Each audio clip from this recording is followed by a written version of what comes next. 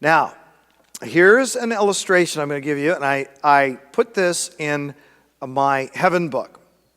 When I wrote it, I said, this is very interesting that the New Living Translation says, and it did say that at the time, what a privilege it would be to have a share in the kingdom of God.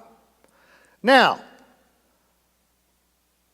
this is the revised NLT because I had to take to task the NLT in the book, and the NLT is published by the publisher of my heaven book.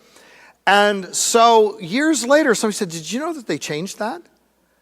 And I don't know that they changed it because I mentioned it in my book, but good for them that they changed it, because what it actually says, and it's still not quite there, what a blessing it will be to eat, and usually the word eat is a word that can be translated eat and drink, to consume food and beverage, but at very least eat. What a blessing it will be to sit down and eat in the kingdom of God. Well, now they've changed it from what a privilege it would be to have a share in the kingdom of God to what a blessing it will be to attend a banquet in the kingdom of God, which is at least much closer.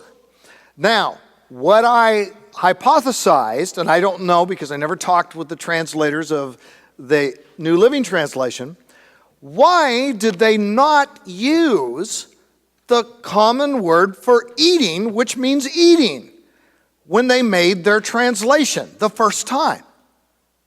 And I was supposing that perhaps it's because it doesn't sound as spiritual as it does to say, what a privilege it would be to have a share in the kingdom of God. Well, yeah, that would be a privilege. It's just not what Jesus said.